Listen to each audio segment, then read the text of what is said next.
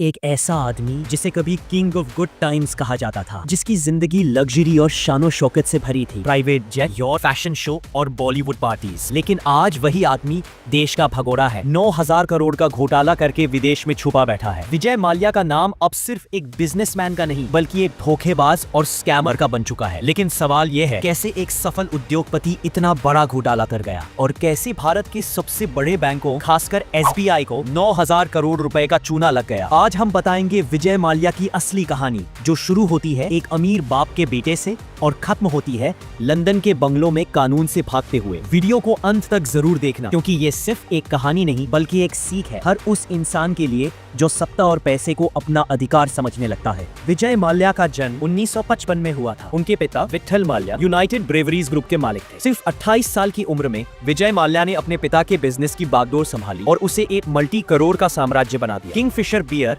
भारत में एक ब्रांड बन गई। 2005 में उन्होंने किंगफिशर एयरलाइंस शुरू की। उनका सपना था भारत की सबसे लग्जरी एयरलाइन बनाना, प्लेनों में रंगीन लाइटिंग, फ्री खाना और ग्लैमरस एयर होस्टेस। किंगफिशर हर किसी की पसंद बन गई, लेकिन यहीं से गिरावट की शुरुआत होती है। लग्जरी एयरलाइन चलाना जितना दिखता है उतना आसान नहीं होता। 2008 की आर्थिक मंदी के बाद किंगफिशर एयरलाइंस को जबरदस्त घाटा होने लगा। फ्यूल के दाम बढ़ते गए, खर्चा बढ़ता गया और कंपनी लगातार नुकसान में जाती रही। फिर भी माल्या ने इंटरनेशनल फ्लाइट्स भी शुरू कर दी, जिससे नुकसान और गहरा होता गया। पैसों की भरपाई के लिए विजय माल्या ने बैंकों से लोन लेने शुरू किए और यहीं से घोटाले की असली कहानी शुरू होती है। विजय माल्या ने 17 से ज्यादा बैंकों से लगभग 9,000 करोड़ का लोन लिया। इनमें सबसे बड़ा हिस्सा SBI यानी स्टेट बैंक ऑफ इंडिया का था। ये सारे लोन किंगफिशर एयरलाइंस के नाम पर लिए गए थे, लेकिन उन पैसों का इस्तेमाल बिजनेस सुधारने के बजाय अपने पर्सनल खर्चों, IPL टीम, विदेशी बंगलों, प्राइवेट जेट और पार्टीज में किया गया। 2012 तक किंगफिशर एयरलाइंस पूरी तरह से बंद हो चुकी थी। कंपनी डिफॉल्ट कर गई,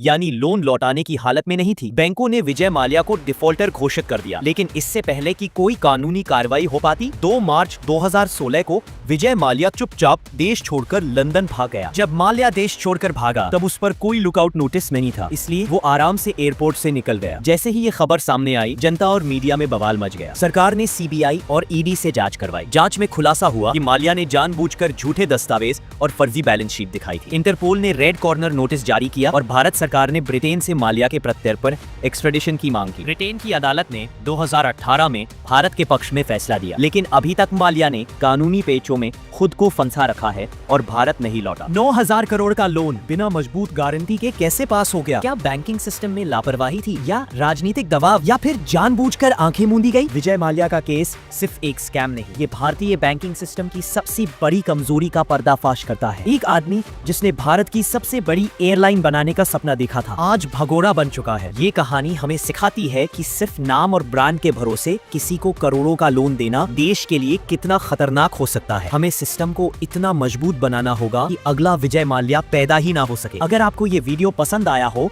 तो लाइक कीजिए, कमेंट करके अपनी राय बताइए और सब्सक्राइब कीजिए हमारे चैनल को, जहां हम लाते हैं ऐसी ही सच्ची और असरदार कहानियां।